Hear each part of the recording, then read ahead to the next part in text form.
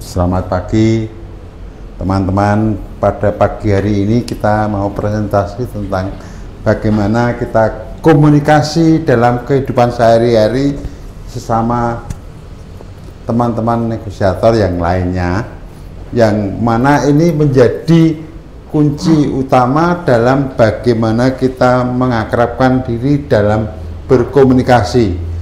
Nah, cara-cara komunikasi yang efektif itu adalah bagaimana kita mengeterapkan komunikasi itu dengan beberapa cara. Ada 4 hal yang perlu kita siapkan.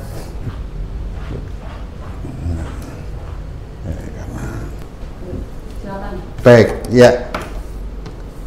Dalam komunikasi itu, dalam praktek sehari-hari itu ada 4 hal yang perlu kita sikapi bersama, yaitu di mana komunikasi itu suatu tindakan untuk membujuk orang lain atau negosiator, yang mana dia menafsirkan dan sesuatu gagasan dan cara bagaimana yang diinginkan oleh si pengirim berita. Itu pertama.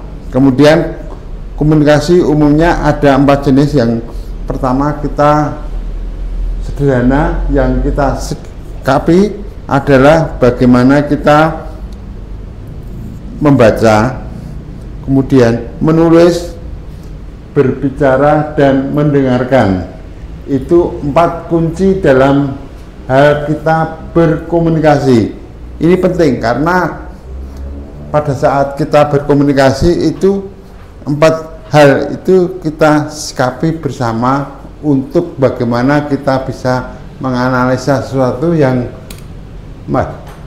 itu penting dalam kita berkomunikasi dengan lawan kita, ya.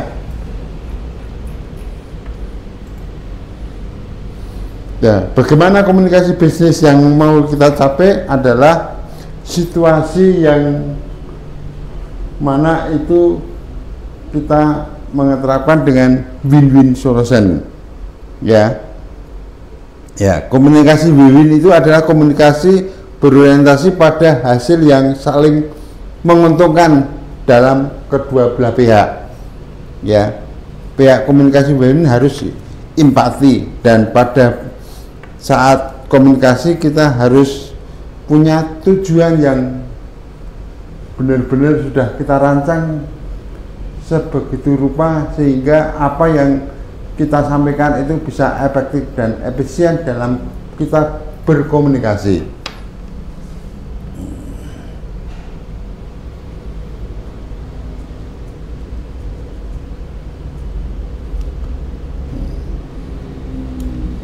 Jadi komunikasi win-win itu adalah komunikasi berorientasi pada hasil yang saling menguntungkan dalam kedua belah pihak.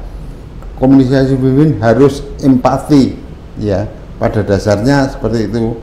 Dan pihak yang lain berkomunikasi itu harus punya tujuan, yaitu mengapa harus berkomunikasi win-win, karena supaya membuktikan bahwa dalam komunikasi itu ada sedikitnya 75% dalam saat kita bekerja itu kita gunakan untuk berkomunikasi dengan win-win. Kemudian salah satu penyebab problem yang besar dalam perusahaan itu kurangnya kita saling berkomunikasi antar teman. Itu yang pertama yang sering kita kaji, bahwa di dalam perusahaan itu harus aktif, kita interaktif untuk berkomunikasi di dalam pekerjaan. Kemudian yang ketiga, kunci sukses organisasi atau perusahaan itu si karyawan mencari terus-menerus mengenai informasi dan kenyataan yang ada. Jadi jangan sampai kita tidak saling berkomunikasi antar teman itu. Kemudian yang keempat, tiap orang memiliki latar belakang yang berbeda, jadi komunikasi harus empati, itu penting. Kalau kita punya teman diem aja, tidak interaktif dalam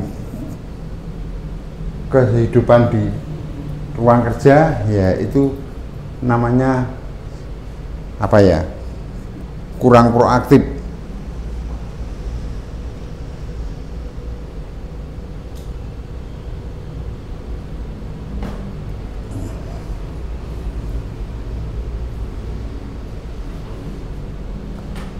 Dalam komunikasi itu diadakan ada dua hal yang perlu kita tanamkan, yaitu komunikasi verbal dan non verbal, ya.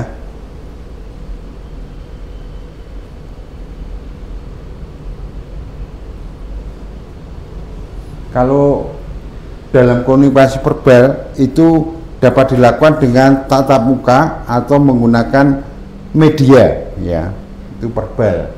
Ya, kalau komunikasi non verbal itu dilakukan dengan kode-kode atau gerakan tubuh, ya, itu menjadi hal yang sangat sensitif karena dengan gerakan aja apa yang dimaksudkan itu sudah dipahami oleh calon negosiator yang lain, ya. Itu yang sering kita lakukan di dalam komunikasi antar teman. Itu kadang-kadang kita tidak langsung menggunakan kata-kata, tapi dengan bahasa isyarat itu sudah dipahami, oh maksudnya gitu. Itu yang terjadi di dalam kehidupan kita dalam bisnis. Itu hal-hal yang sangat relevan di dalam kehidupan kita, di mana dalam komunikasi itu sering saya lakukan di dalam hubungan antar nasabah. Itu kita kadang-kadang tidak menggunakan kalimat-kalimat yang langsung wah harus gini, tapi dengan gaya-gaya sesuatu itu si orang itu sudah memahami, oh maksudnya seperti ini yang diharapkan, oh nanti ketemu di sini jam segini. Itu kadang-kadang tanpa kata-kata dia dengan kode aja sudah memahami yang dimaksud dalam komunikasi itu, ya. Pengalaman saya berpuluh-puluh tahun dalam hubungan dengan nasabah itu kadang-kadang menggunakan bahasa-bahasa yang non verbal. Itu yang kita terapkan di dalam kehidupan komunikasi sehari-hari, yang mana kita harus benar-benar menguasai latar belakang dari mereka sampai dia apal, oh ini ulang tahunnya bapak ini tanggal ini bulan ini. Itu kita pun tahu tentang ulang tahun si yang bersangkutan pada saat dia merayakan ulang tahun. Kita minimal tahu, oh ini ulang tahunnya bapak ini, ya. Itu orang yang dikatakan wah selamat ulang tahun ya pak ya, wah itu sudah senang, karena dengan kita berbicara dengan orang itu dengan menyebutkan hari ulang tahunnya pun sangat gembira sekali, karena mereka diperhatikan, ya. Pada saat ulang tahunnya ada perhatian khusus dari teman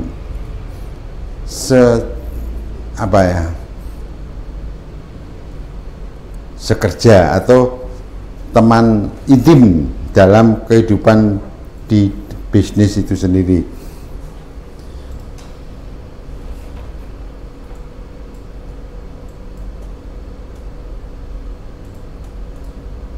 Menurut Dr. Alfred itu komunikasi itu dalam penelitian dengan mengidentifikasi ada 3 hal, yaitu dari verbal, yaitu kata-kata yang terucap atau diucapkan, kemudian dari suara nada atau tekanan dan warna nada dari suara itu sudah bisa dipahami, oh bagaimana negosiator itu menyampaikan sesuatu dengan kalimat-kalimat dengan tekanan nada yang halus, yang enak, itu bisa dipahami maksud dalam komunikasi itu.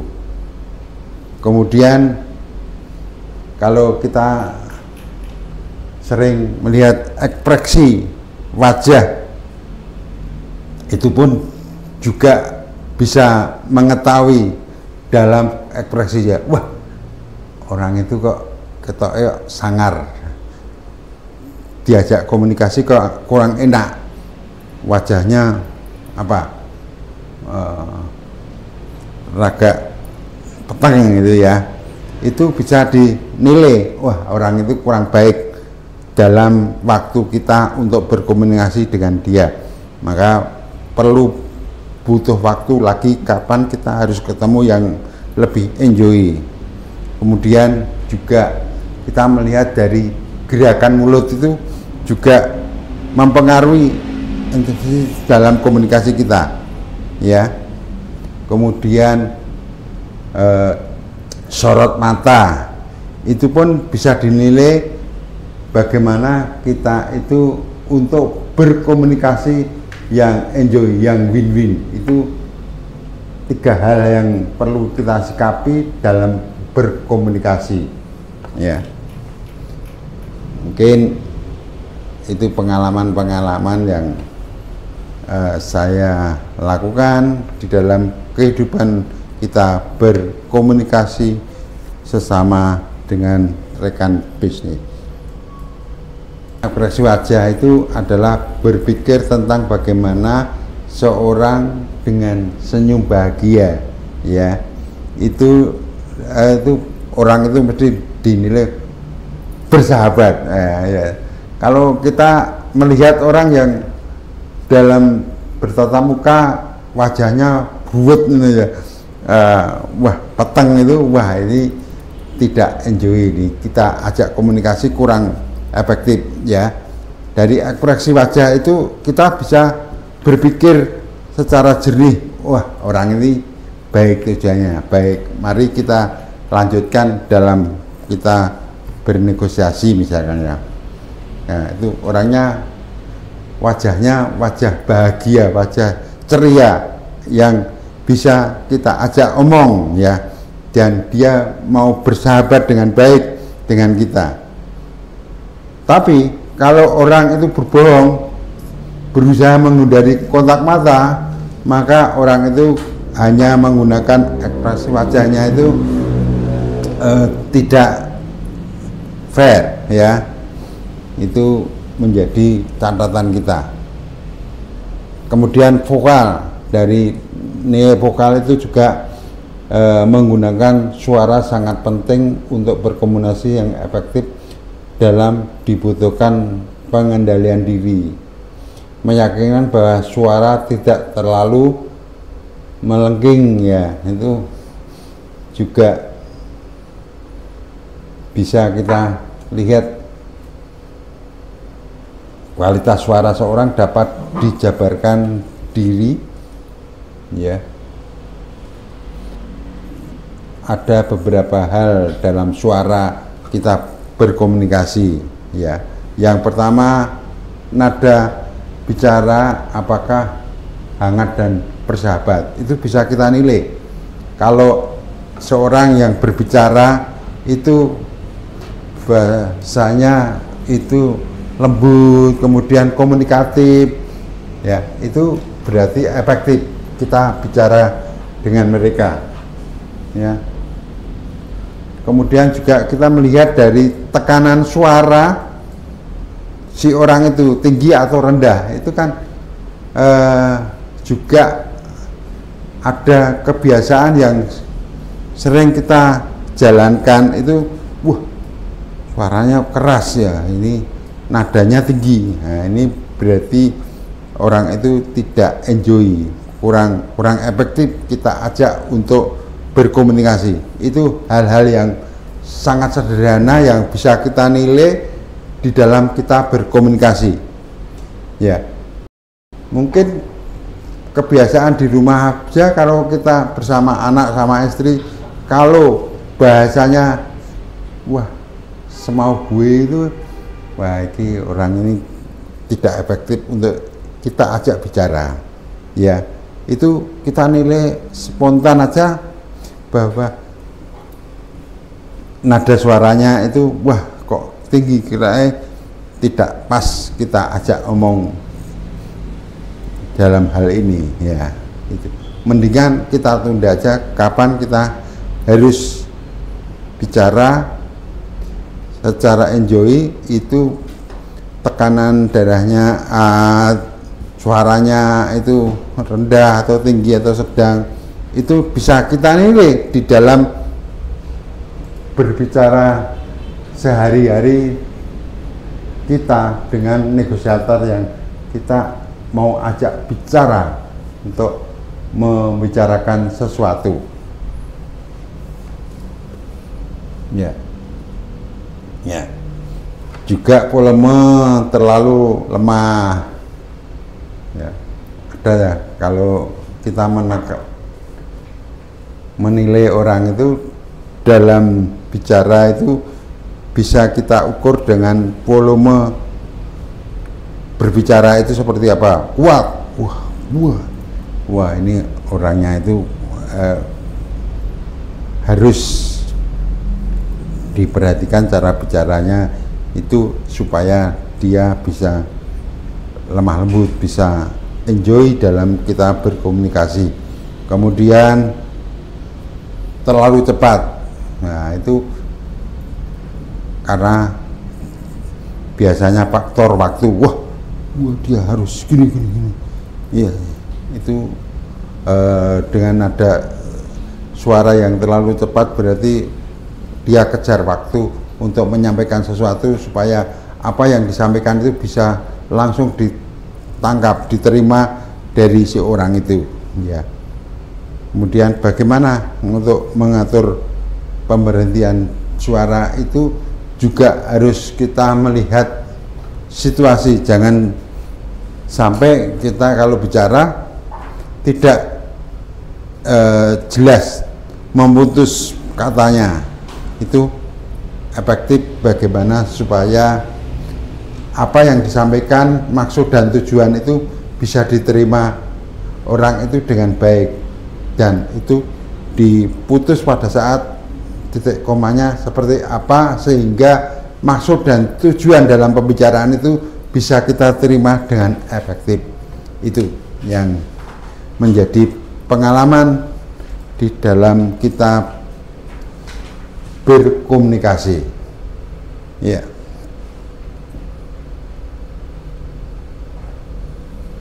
Sekarang kita harus melihat prinsip dasar dalam komunikasi itu apa yang harus kita tekankan.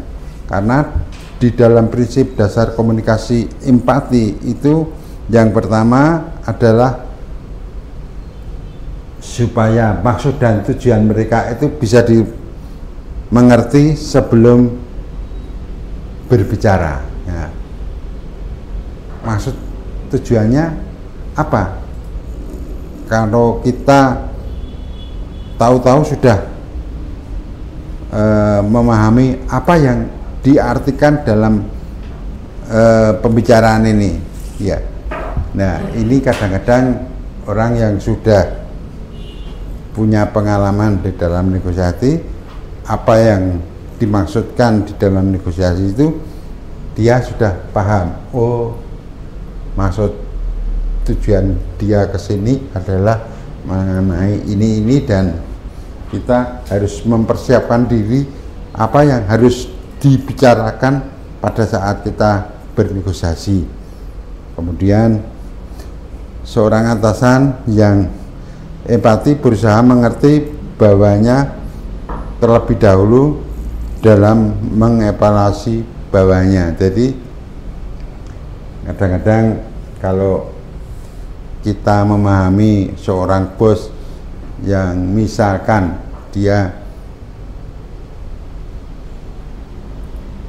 kerja terlambat, terus dia ngomong, wah ini Pak bebannya ngebos gini. Nah, ini kadang-kadang pimpinan itu sok ngerti maksudnya, oh kamu seperti ini. Jadi dia itu sebetulnya sudah paham apa yang dimaksud dari si orang itu. Tapi bos kadang-kadang ya wah ya baik gitu. Tapi arti dari keterlambatan itu sudah dipahami. Nah ini hati-hati kalau kita berkomunikasi di dalam kehidupan di pekerjaan itu, kadang-kadang mereka sudah lebih dulu tahu ya, dari cerita orang itu ya, itu yang kita menjadi pengalaman orang-orang yang seperti itu. Akhirnya telat kok mesti bani bocor daerah apa, itu rutinitas yang sering dilakukan di dalam keterlambatan dia bekerja. Jadi prinsip penting ya.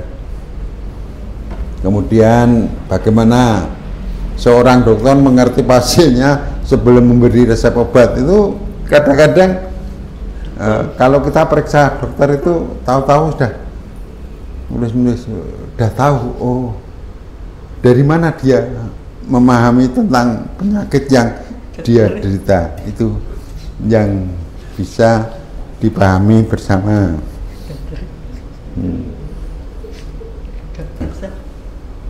Ada yang perlu disarankan atau perlu pertanyaan yang terkait dengan bagaimana kita berkomunikasi dengan verbal dan non verbal, kemudian komunikasi dengan tatap muka.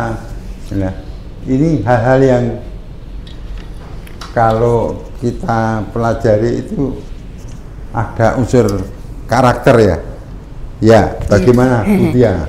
Kebalik ya, saya ada pertanyaan ya Pak Pur. Ya. Nah, jadi kalau tadi saya tangkap ada beberapa kalimat momen di mana Pak Pur menyatakan bahwa komunikasi itu sepertinya harus waktunya tuh enjoy gitu ya Pak ya.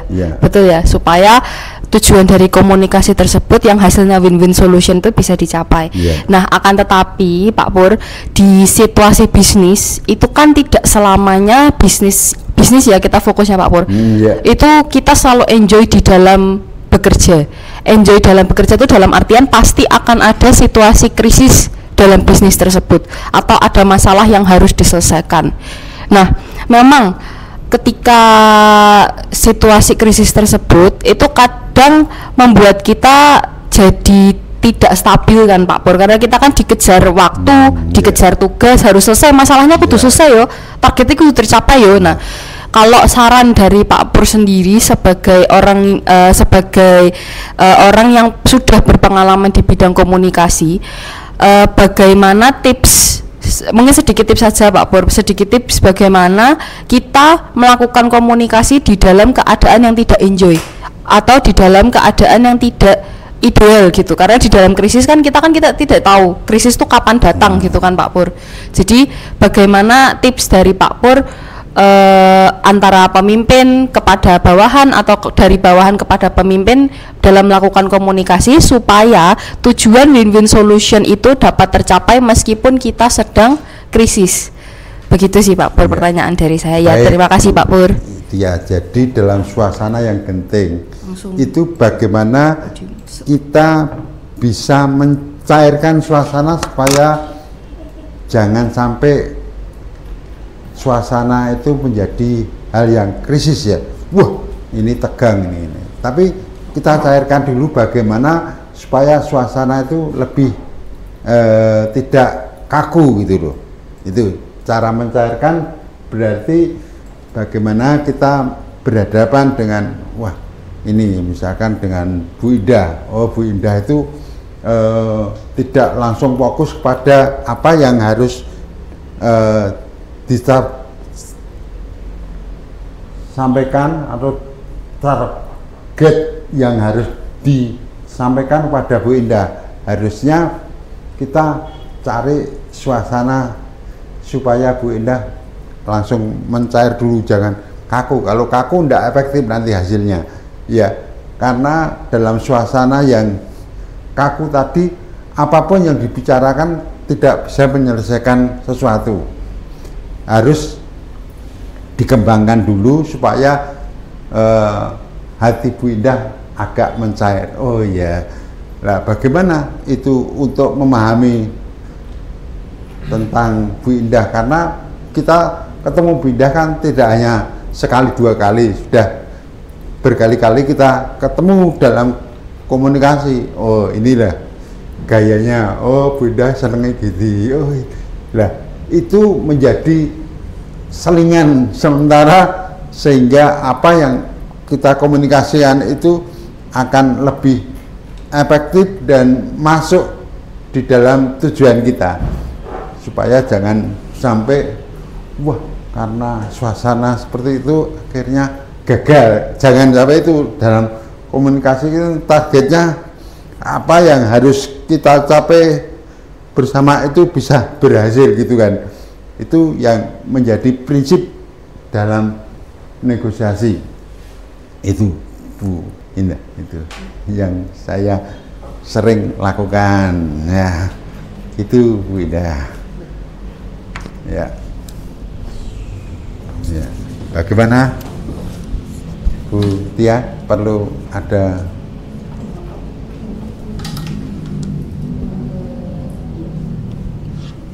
sudah Pak. Ya, terima ya, Mane, Pak Andre, Bu Indah. Ya, saya boleh bertanya Pak Bu. Ya, dan pertama-tama terima kasih ya, saya mendapatkan inspirasi dari Pak Pur ya, bagaimana berkomunikasi. Tadi saya catat komunikasi itu tadi, komunikasi yang bagus itu tenang, kemudian juga memberikan hati kita harus enjoy ya, supaya ketika kita memberikan informasi itu lebih enak gitu ya. Dan juga dengan nada tadi ya, dengan nada warna ya, nada warnanya harus tadi yang pas, yang bagus ya, yang tidak terlalu melengking, tidak terlalu lemah lembut. Nah, selama ini saya melihat itu, belajar juga dari seorang public speaking itu, ada yang memberikan namanya informasi kalau kita semangat itu kadang perlu melengking juga ya. Nah, mungkin saya mau tanya itu secara realnya itu, contohnya yang wajar, melengkingnya tidak melengking yang tidak enak, tapi melengking yang membuat motivasi, tapi juga pas ya, tidak terlalu lembut. Itu contohnya nadanya seperti apa? Mungkin boleh tahu Pak Pur, sehingga saya jelas, oh nada yang pas itu seperti apa, itu contoh realnya, nyatanya begitu. Ya. Baik Pak Andri, jadi dalam suasana suara yang melengking itu tidak terus-terusan, tapi itu tidak rutinitas ya. Jadi dalam kata melengking itu sesuatu yang itu perlu dimelengkingkan, tidak harus semuanya wah terus suasana melengking itu bukan, itu spontan ya. Jadi kalau kita bicara sosok melengking itu tidak harus terus melengking ya, tapi ada nada-nada melengking itu spontan. Wah, pada saat mana kita itu dibuat melengking itu kan, itu ya menjadi komunikasi yang menarik, tidak monoton. Wah, gini melengking terus suaranya, bicaranya wah melengking terus juga, tapi itu hal-hal yang kadang-kadang ada kata melengking, ada kadang-kadang biasa. Itu yang menekankan dalam pembicaraan itu hal-hal yang ada sesuatu yang harus melengking, itu ada perhatian. Apa ya kok melengking, itu menjadi perhatian pada saat kita komunikasi seperti itu, Bu. Oh. Ya. Mungkin contoh nadanya itu seperti apa gitu. Ya misalkan pada saat kita cerita tentang perjalanan hidup itu, wah tadi ngeri, wah mau tabrakan misalkan, cerita ya, itu ada nada yang mau tabrakan itu melengking, wah tapi nah, misalkan itu ada tanda-tanda wah itu mau tabrakan. Jadi suasana dalam cerita itu dibuat penekanan yang begitu gratis, wah ya, tapi aman, akhirnya terhindar dari nasabah pada saat itu tidak jadi tabrakan itu ya. Itu penekanan pada saat mau tabrakan itu suaranya dibuat agak melengking ya. Seperti itu Pak. Mungkin ya. Ya. Monggo Bu Indah mungkin ada. Ya.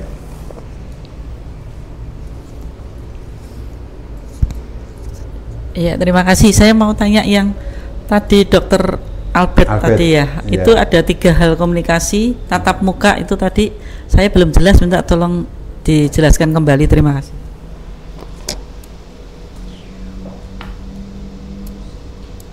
Nah, ada 3 hal ya, verbal yaitu dengan kata-kata yang diucapkan. Jadi bahasa verbal itu bahasa yang benar-benar apa yang disampaikan itu betul-betul sangat konkret ya. Verbal itu apa yang diceritakan, kejadian yang dialami itu diceritakan pada lawan negosiator. Kemudian ini ada suara, nada tekanan dan warna nada dari suara. Itu kan dalam suara nada itu kan macam-macam, ada penekanannya. Wah, bagaimana suara itu bisa enak didengar, tekanannya bisa lebih halus ya. Itu diukur dari tekanan suara yang disampaikan pada saat kita berbicara sama negosiator, seperti itu. Kemudian ini yang ketiga, ini sering terjadi, sering kita bisa peka melihat dalam misalkan wajah, ekspresi wajah si orang itu. Kalau orangnya susah itu kelihatan enggak? Ekspresi wajahnya orang susah itu kelihatannya. Oh, ini orangnya tidak sahabat, tidak gembira, ini baru sedih. Itu melihat dari ekspresi wajah itu bisa kita melihat. Wah, misalkan kita misalkan itu nadanya kelihatannya tidak mengenakan dalam hal kita waktu berkomunikasi dalam negosiasi ya. Ekspresi wajah itu sangat kelihatan sekali kalau si orang itu dalam suasana tidak baik ya. Mesti ada kesedihan, ada kekurangan atau ada kehilangan, itu muncul dalam ekspresi wajah si orang itu. Kemudian gerakan mulut ya, itu hal yang sangat kelihatan sekali. Mulut kan bagaimana si orang itu yang kurang bersahabat, kurang enjoy dalam kita berbicara, berkomunikasi, itu gerakan mulut itu juga sebetulnya kalau kita peka, kita sudah terbiasa dalam negosiasi, dalam komunikasi, itu melihat jelas, wah ini kelihatannya orangnya kurang enjoy ya, kurang bisa kita sampaikan secara seksama, karena ini bicaranya kok seperti ini, gerakan mulutnya kok wah tidak selaras dengan biasanya. Nah, itu hal-hal yang menjadi perubahan di dalam kita berkomunikasi pada saat itu. Seperti itu, Bu. Ada hal-hal yang membedakan bagaimana situasi orang itu pada saat itu dalam kita berbicara. Seperti itu. mungkin itu yang sedikit kami pahami, kita ketahui bagaimana Dr. Albert itu membedakan ada 3 hal yang perlu kita sampaikan pada saat paran ini. Itu Bu Indah.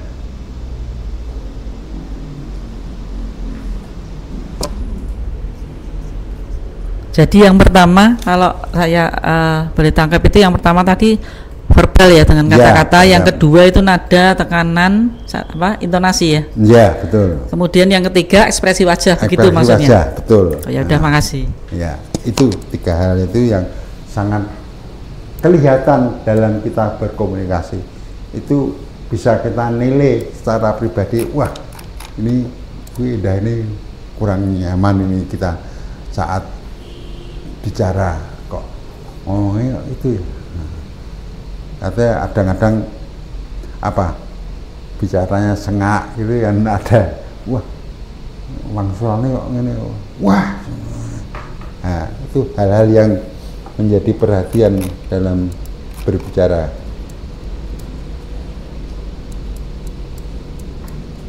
Tentang pendapatnya di Yosef Luke tentang Joharindo sudah ya kemarin ya.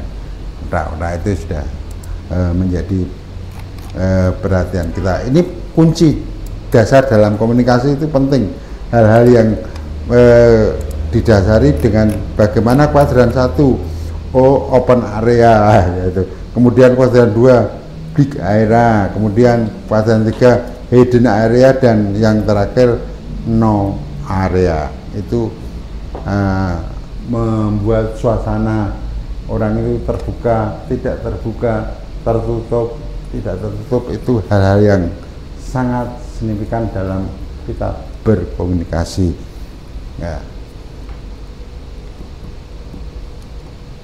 Itu pendapat Eric Berne itu kan game people play ya, itu mengenai 3 hal karakter yang kita lihat di dalam kita komunikasi. Ada 3, Feren, Abdel, dan Chill, ego. Jadi bagaimana menganggap dirinya itu orang tua, itu parent ego ya, melihat bahwa lawan bicara kita adalah karakternya seperti anak-anak, masih perlu dibimbing, perlu diberitahu, perlu dididik hal-hal yang menjadi saya itu adalah lebih tua, jadi menganggap saya itu adalah, maksudnya pemahamannya, pemikirannya adalah lebih dewasa, lebih tua. Itu kita menganggap musuh kita itu wah perlu dididik, perlu dibina dalam bicara tentang sesuatu yang harus kita terapkan dalam kehidupan. Itu namanya sifat parent ego ya. Kemudian Abdel itu tingkah laku sebagai orang dewasa yang menganggap dirinya itu wah paling cool, wah saya hampir luar kepala. Jadi apa yang dia pahami, dia ketahui adalah lebih tahu, lebih mengerti daripada si dia. Itu Abdel ego. Kalau child ego itu mempunyai sifat yang masih seperti kekanak-kanakan, jadi pokoknya manja, sering meminta sesuatu yang itu mengejutkan bagi lawan bicara kita. Nah, itu yang menjadi child ego. Itu pendapat dari Eric Berne. Nah, itu udah sering terbiasa kita jalankan, melihat tipe-tipe seperti yang diterapkan di dalam komunikasi.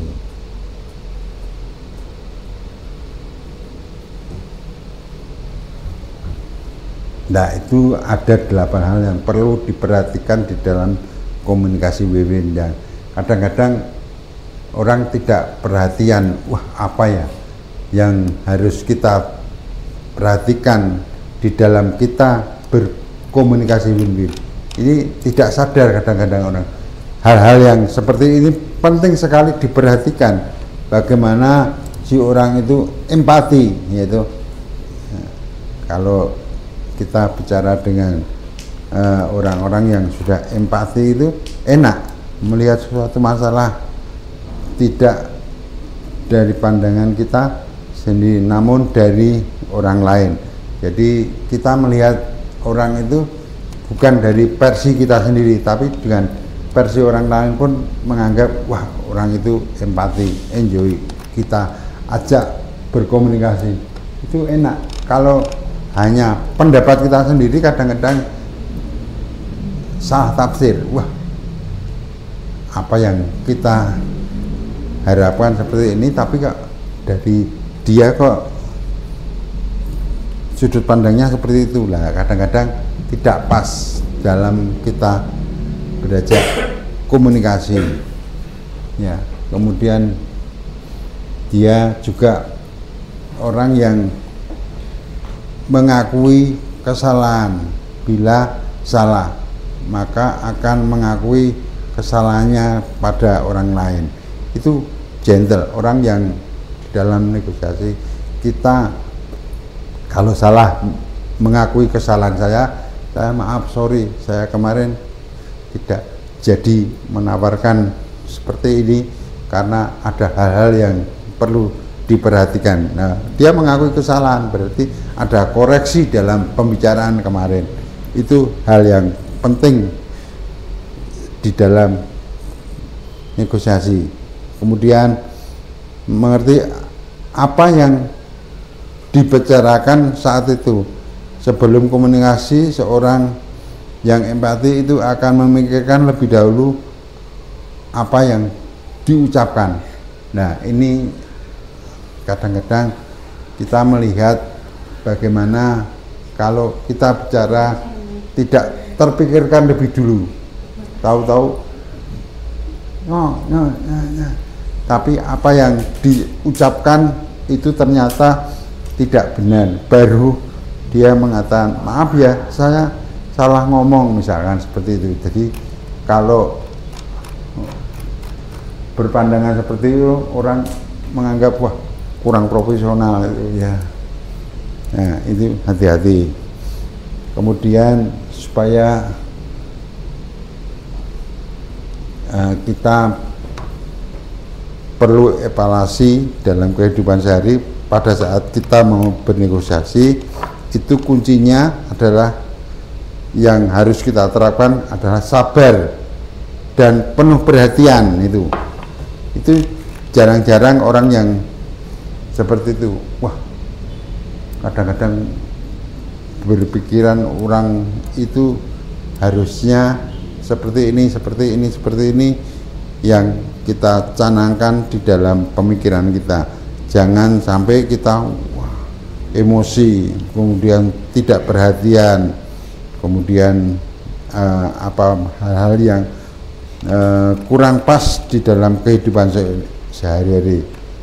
Tapi kalau seorang empati itu orangnya harus sabar dan mau mendengar secara detail tentang persoalan yang dikendalikan pada saat kita bicara pada orang lain. Dia akan menyeleksi setiap persoalan yang ada. Itulah orang-orang yang empati itu hal yang sangat kurang pas itu aja menjadi perhatian mereka di dalam kita mau berkomunikasi, sehingga apa yang dihasilkan di dalam negosiasi itu banyak hal akan berhasil di dalam kita mengadakan negosiasi. Itu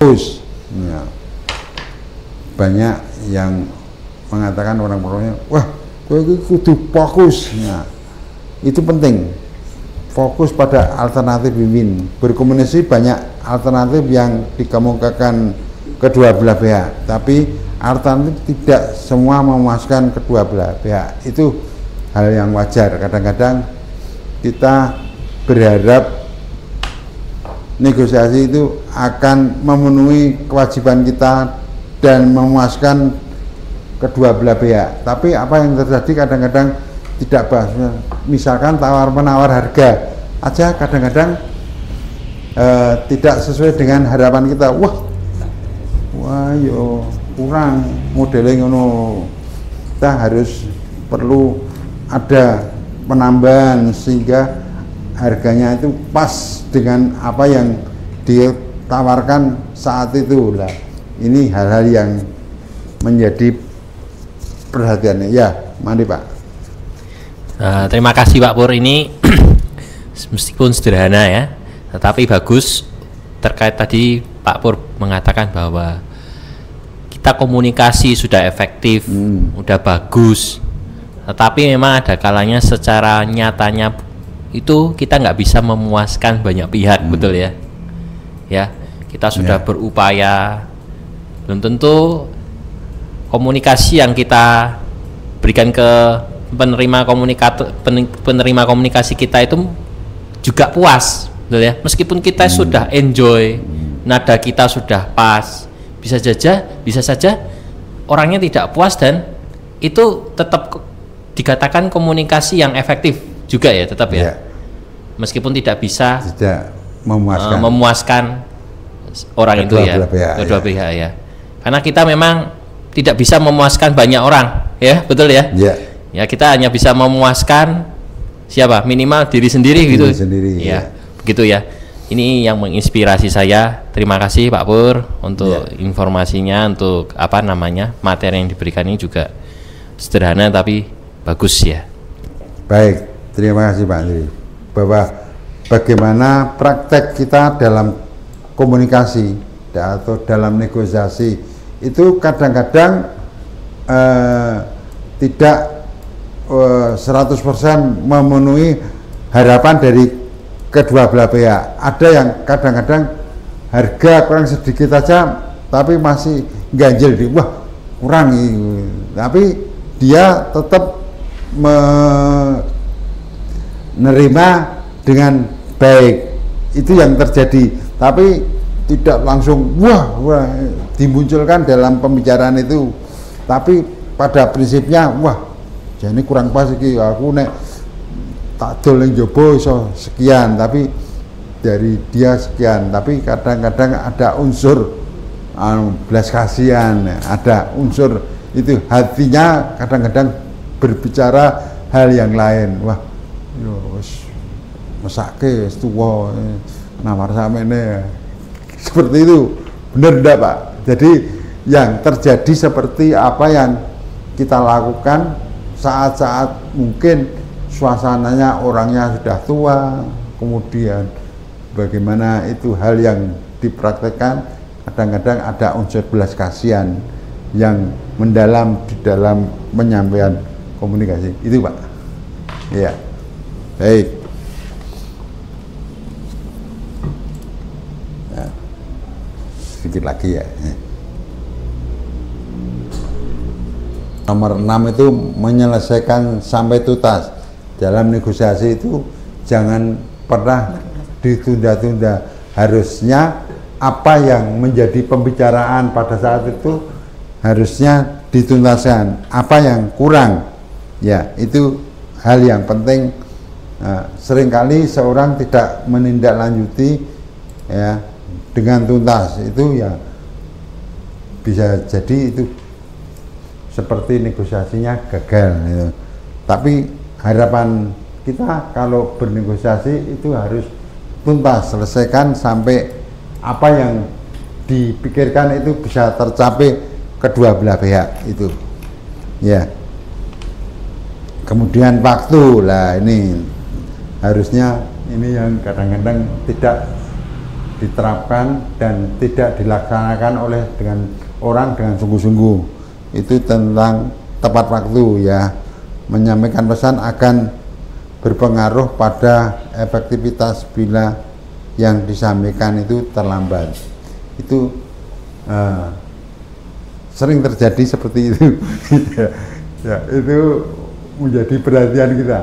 Ya, itu penting sekali di dalam komunikasi itu harus tepat waktu ya. Kemudian memberi dan meminta respon.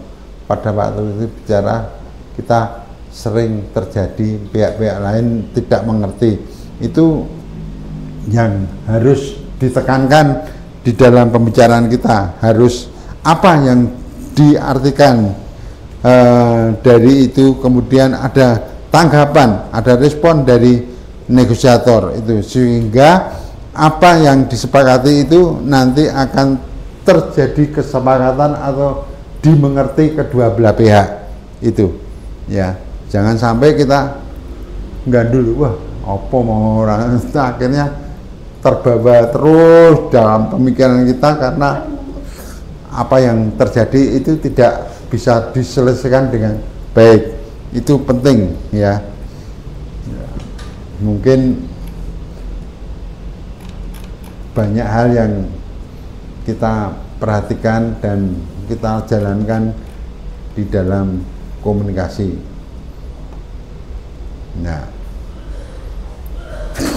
Nah, ini mungkin sering terjadi dalam kehidupan kita sehari-hari, apalagi orang yang kita sudah berpendidikan tinggi ya, itu ada prinsip-prinsip human relation ya.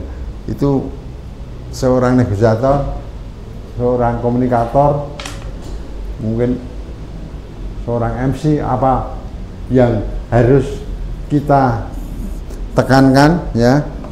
Jangan sampai kita itu diomeli, dikritik orang lain ya karena pembicaraan kita ya. Yang pertama, kita jangan suka menyalahkan, diomeli, dikritik orang lain. Kemudian memberikan penghargaan pada orang lain. Nah, ini yang saya akan praktekkan dalam kehidupan kita supaya apa yang menjadi sesuatu yang itu menjadi senjata kita, kunci kita ya. Misalkan sama Butia, wah hebat Butia itu, wah kerjanya luar biasa, tidak pernah istirahat. Misalkan itu menjadi orang bangga, wah hebat, tidak pernah istirahat, kerja terus. Saya istirahat Pak Pur. Istirahat saya beda dengan Pak Pur caranya, gitu aja sih Pak Pur. Itu Pak, jadi hal-hal yang sangat penting dalam kehidupan kita sehari-hari itu kita terapkan bersama-sama, sehingga apa yang disampaikan itu nanti akan menjadi senang. Wah, aku kerja di sini nyaman, enak ya, tidak ada kritikan, isinya sanjungan. Seperti saya Pak Andri itu, wah aku ngasih pengertian, pemahaman itu sampai detail. Wah ya, sebetulnya saya malu, tapi ya karena tidak bisa menjadi enjoy. Ya itu penting ya. Bagaimana kita supaya dalam human relation itu prinsip-prinsip itu kita pegang penuh dalam kehidupan kita sehari-hari. Ya, kemudian junjung motivasi tinggi ya pada orang lain, sehingga orang lain keinginan, semangat, motivasi yang dikerjakan dalam pekerjaan itu, wah tetap greget itu ya. Itu kuncinya, dasarnya kalau tidak ngantuk ya. Itu penting, itu menjadi penyakit orang kalau ngantuk itu, obatnya angel. Ya, seperti ini ya, kalau kita terbiasa senyum langsung ya, itu prinsip-prinsip dalam human relation ya. Senyum waktu kita bangun pagi hari, tersenyumlah ya. Kemudian kita ingatkan nama orang lain itu. Kadang-kadang satu kantor aja tidak kenal namanya ya, itu hal yang penting ya.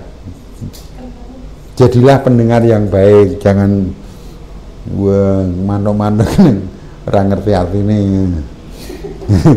Ya, itu. Karena apa? Kita diberikan 2 telinga dan 1 mulut.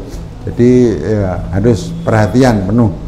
Jangan sampai kita meninggalkan pembicaraan yang kita terapkan di dalam kita rapat, misalkan. Ya.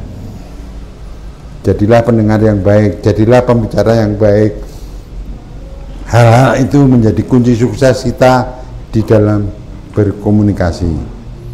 Karena senjata kita yang 1 mulut, 2 telinga, ya. Itu yang kita terapkan di dalam kita berkomunikasi di dalam kehidupan sehari-hari. Seperti itu mungkin yang bisa kami sampaikan, kurang lebihnya mohon maaf kalau saya kurang siap gitu. Mohon dibimbing. Tapi memang di dalam komunikasi itu menjadi proyek saya untuk bisa mencari nasabah, untuk bisa mencari pelanggan. Itu hal-hal yang sangat dibutuhkan bagi kita dalam memasarkan sesuatu di dalam kita berkomunikasi. Itu hal-hal yang kita terapkan dalam kehidupan sehari-hari pada saat kita kerja. Itu mungkin Bu Indah, Bu Tia, Pak Andri, ada hal-hal yang perlu kita canangkan, kita terapkan di dalam kita mengembangkan Widya Pratama. Salah satunya itu.